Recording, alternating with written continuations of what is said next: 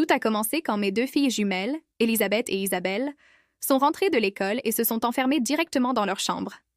Je les connais, et ça, c'est vraiment un très mauvais signe. Je les ai appelées. Les filles, venez ici et montrez-moi vos bulletins.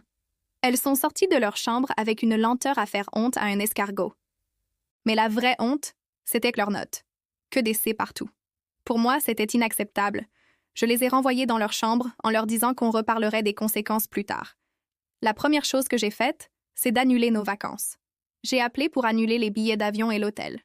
Ça n'avait aucun sens de les emmener en voyage avec des résultats pareils. Mon mari, Calvin, est rentré à ce moment-là. « Tu as annulé nos vacances sans même m'en parler ?» Il était furieux. Il m'a dit « Chérie, je t'aime, et je reviendrai. Mais là, j'ai vraiment besoin d'une pause. » Il a fait sa valise, a dit au revoir aux filles, et il est parti. Avec le recul, je comprends sa frustration. Mais sur le moment, je trouvais qu'il exagérait. Le lendemain matin, j'ai décidé de prendre les choses en main. « Les filles, le petit déjeuner est prêt. » Isabelle a reniflé en entrant dans la cuisine.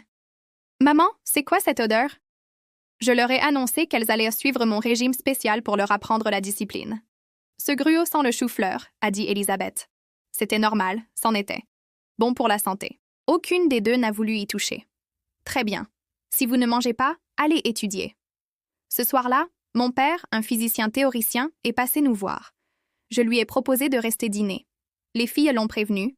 « Tu vas le regretter, papy. On ne mange que de la nourriture de régime. » Mon père m'a regardé, perplexe. Mais elles n'ont que 10 ans. Je lui ai répondu qu'il n'est jamais trop tôt pour apprendre la discipline. Il n'avait pas l'air d'approuver. Avant de partir, il m'a dit « Tu es une très bonne mère, Alice, mais essaie de te souvenir à quel point c'est difficile d'avoir 10 ans. » Cette nuit-là, ces mots résonnèrent dans ma tête. Difficile d'avoir 10 ans, c'était la période la plus facile de ma vie. Pas de mariage, pas d'enfants, pas de carrière à gérer. Mais quand j'ai ouvert les yeux le lendemain matin, quelque chose clochait. Le plafond jaune pâle, l'odeur de café trop fort et de pancakes. C'était à la fois familier et complètement étrange. J'ai entendu ma mère crier « Alice, si tu ne viens pas tout de suite, tu vas être en retard pour l'école. » J'ai bondi du lit, attrapé le journal sur la table. J'ai lu la date et j'ai hurlé. Dans le miroir de la salle de bain, c'est mon visage de 10 ans qui me regardait. Je n'ai même pas eu le temps de comprendre. Ma mère m'a habillée et m'a poussée dans le bus scolaire.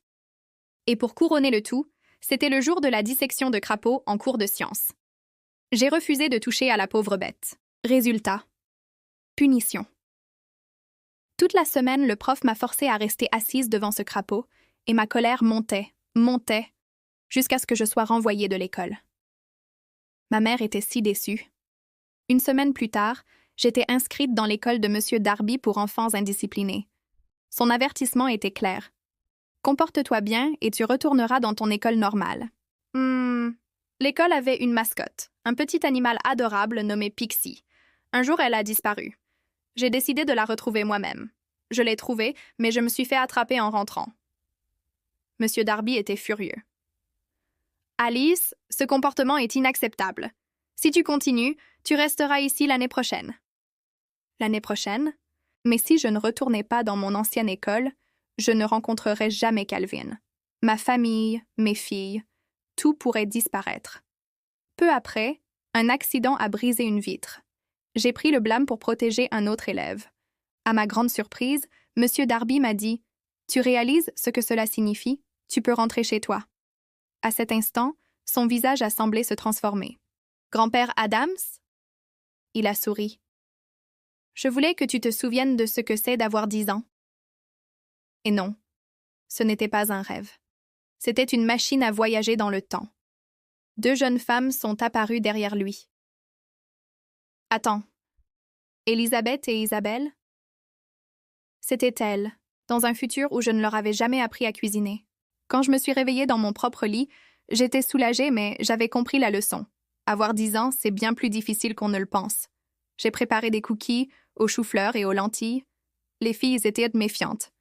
Je leur ai promis de tout leur expliquer après leur devoir. Elles ont fini par avouer que leurs notes baissaient parce qu'elles ne voyaient pas bien le tableau. Rendez-vous chez l'ophtalmo. Cet été-là fut incroyable. Études, cuisine, pâtisserie, sciences avec leur grand-père. Et même entrepreneuriat avec Calvin, qui était revenu. On a même ouvert une petite boulangerie. Mon père a promis d'arrêter ses expériences sur nous. Mais il y a eu une petite exception. Il est revenu avec une créature familière. Je ne pouvais pas la laisser là-bas. C'était Pixie. Elle nous a dit « Mon nom est impossible à prononcer pour les humains. Vous pouvez m'appeler Pixie. Et ce que je préfère sur votre planète, c'est de voir à quel point vos petits sont désordonnés. » Merci d'avoir regardé. N'oubliez pas de vous abonner.